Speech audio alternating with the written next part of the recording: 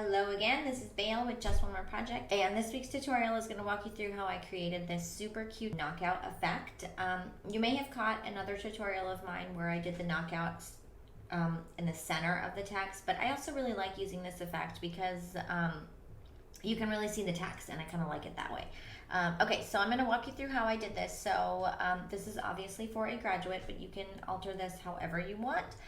So let's just start. Let's move this over so you guys can see what I'm doing. Okay, let's start by using the rounded rectangle tool. Oh, selected the wrong one. Okay, I'm going to open it up. I'm going to make sure I can swap my fill to a stroke, and then I'm going to hit my selection tool, and I'm going to curve these corners. And this is going to serve as the background. So let's do one thing. Let's copy and paste it because I want to create a border around it. So let's go ahead and do offset path, and let's just increase it by 0.1. I like that. And then we're going to do object expand and get that just right there. And if you don't want to eyeball it like me, then you can use your align, horizontal align center, and vertical center, and that is good.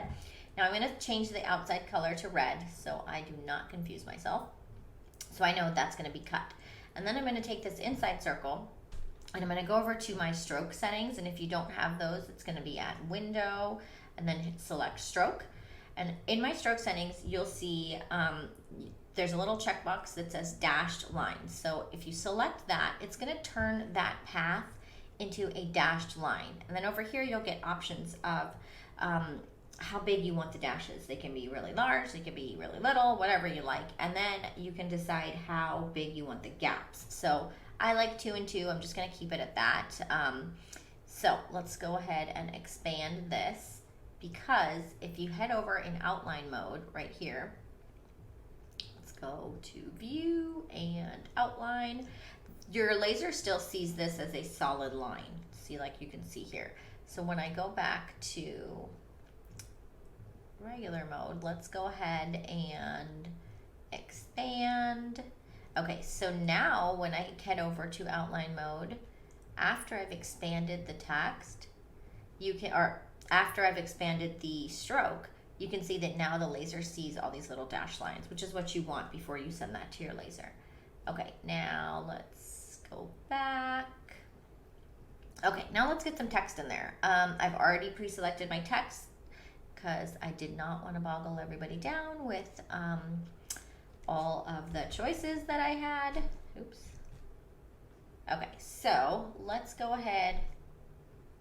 Whoops. Okay, let's go ahead and type out the word graduate. And again, you can modify this however you want. You could add a name at the bottom. You could add the name of the school, whatever you'd like. I think there's so many ways you can adjust this. I will link below the fonts that I'm using. Okay, so now let's type in the year, and I want the year to be super big, bold numbers. And all right, so right there. So I kind of like that. Let's bring this in here. And now I want this to place, oops, let's create outlines on this. Okay, and I want this to be right underneath that, but I want to be able to knock out that text. So let's bring this in here and get it a little larger.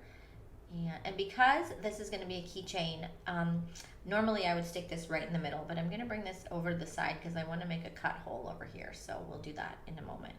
But now let's create outlines and let's go ahead and unite once we do that. And then I don't really care too much about how skinny this text is because I'm going to engrave it. So if I wasn't going to engrave it, then I would highly suggest to make your text a little bit thicker so that it doesn't fall apart.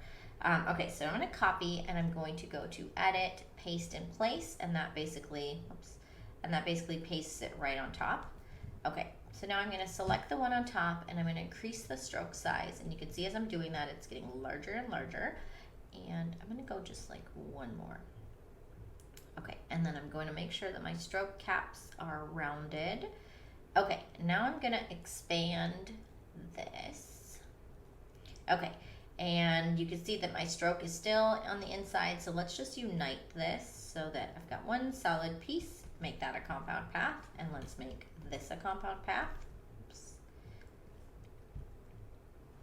Let's make this a compound path, and let's change this color so you can see what I'm doing. I'm always going to go with pink. Okay, so I've got the pink in the front, and then I've got the numbers in the back. So what I'm going to do is select the 2002 and then this outline that I created and go to Pathfinder, minus front. And when I do that, it's going to minus that pink border that I made, and it's going to reveal the skinny text behind it. So that's why we made a duplicate. Okay, so now I'm going to join them both together because I want these to be engraved and I want this to be engraved. You could probably score it.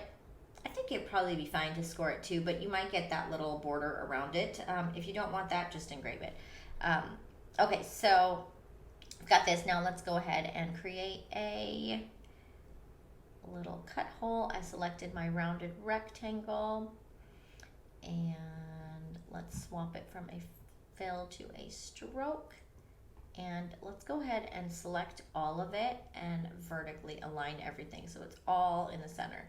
And then I'm going to take this and I'm going to turn it red. And you can do a minus front on this if you really wanted, or you could just leave it because they're all the same color and your laser is going to keep it as one step. So okay, so now this is good to go. I've got this set as a cut, and then this as an engrave, and this as an engrave, and it should be good to go. If you make it, please let me know what you did. I'd love to see it. Tag me on Instagram. Totally makes my day when I get to see what you guys have made. Thanks so much. Bye.